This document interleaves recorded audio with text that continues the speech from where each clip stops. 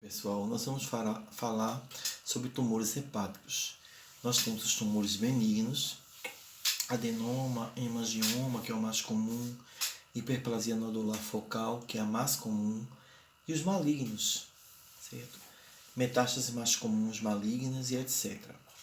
Mas os malignos, nós temos o hepatocarcinoma, que é o mais comum, é um hepatocarcinoma que ocorre mais comumente em pessoas com doenças hepáticas, principalmente com hepatite B e C crônicas.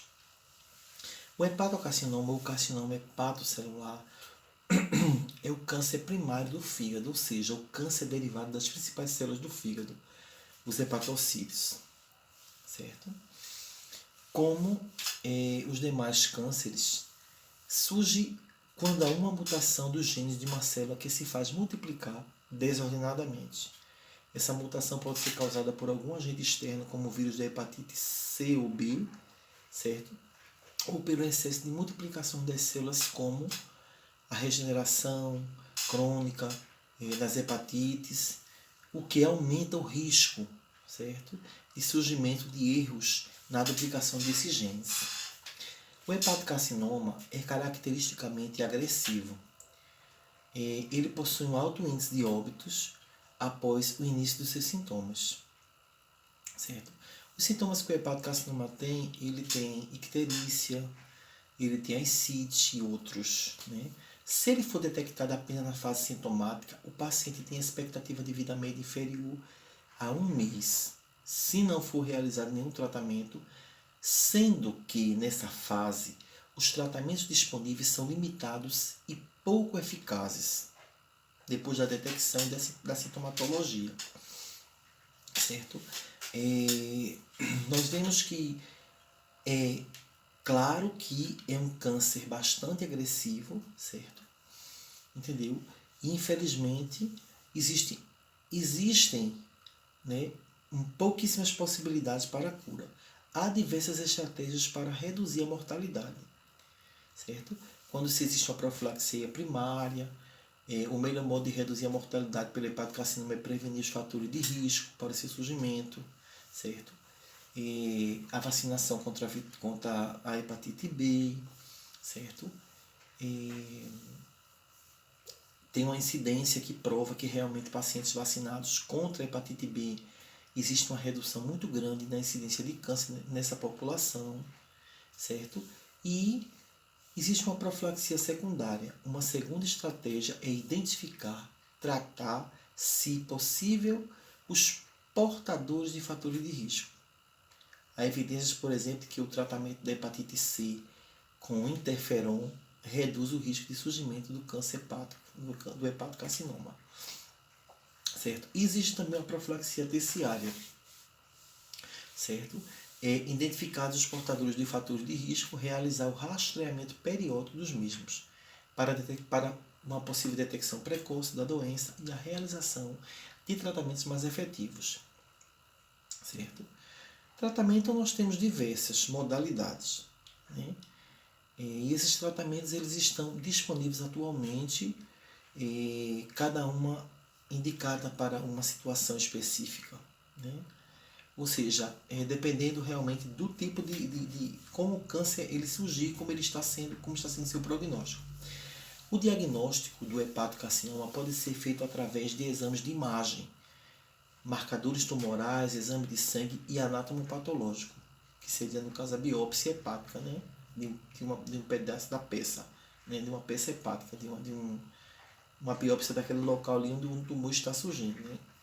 Como nem sempre há aumento de marcadores tumorais nesse tipo de câncer e a realização de biópsia pode não ser possível pela deficiência de coagulação, da insuficiência hepática, ascite ou por dificuldade de acesso pela localização do tumor ou recomendável a risco teórico por relatos anedóticos, né, de disseminação do tumor pelo trajeto da agulha.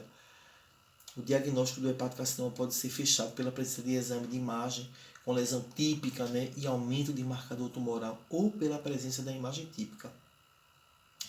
Essas duas modalidades, né? Modalidades essas diferentes do exame de imagem, certo?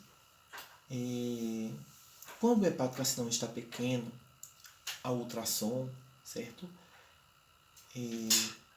Pode-se ter dificuldades também de se diagnosticar, certo? A ultrassonografia, na verdade, é um exame simples, barato, não invasivo, facilmente disponível e um exame capaz de avaliar adequadamente o fígado em todo o seu volume, certo? Ele é considerado o exame de imagem de escolha, né? Como se fosse um exame de imagem padrão ouro, certo? Para avaliações periódicas de rotina, sendo capaz de detectar lesões pequenas, certo? Infelizmente,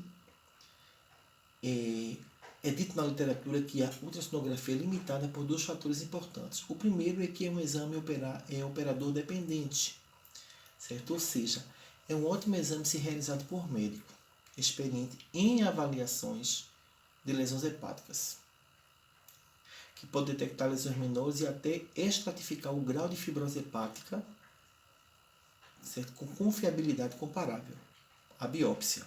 Mas tem que ser um profissional preparado, um profissional que esteja pronto para detectar, saber visualizar, certo? Essa lesão pequena hepática e saber estratificar. Tem que ser um profissional muito bem preparado na área de ultrassom, que não é tão fácil achar, né? Mas praticamente inútil se não é.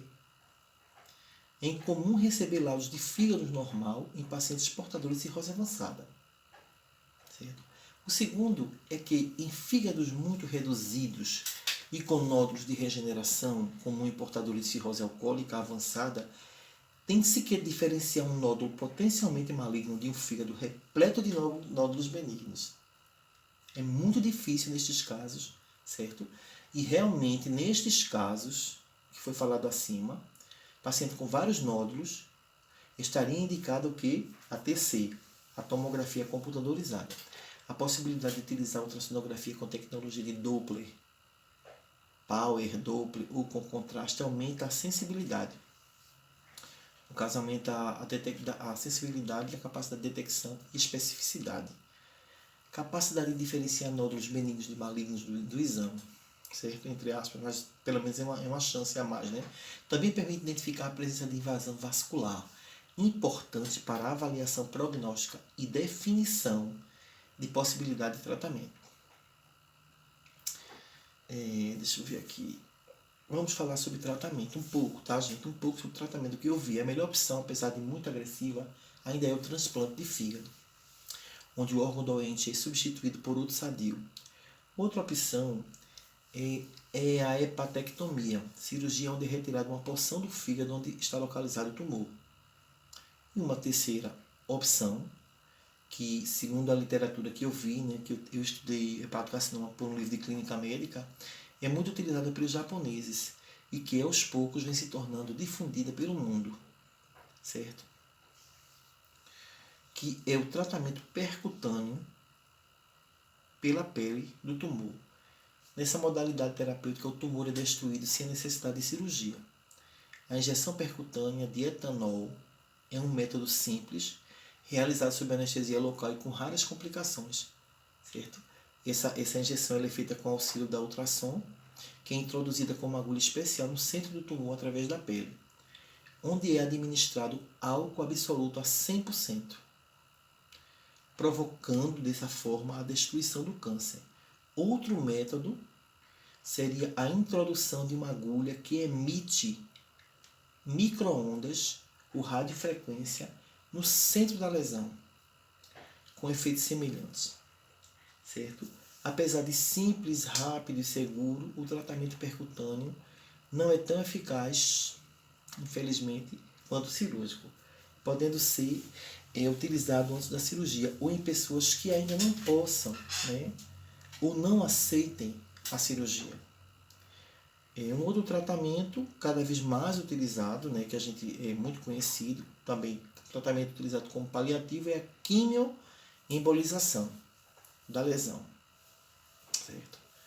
Que aqui eu não especifiquei, mas essa aqui depois você dá uma olhadinha, também vou dar uma olhada também, que eu não estudei essa parte, assim, especificamente esse tratamento é quimioembolização da lesão, ok?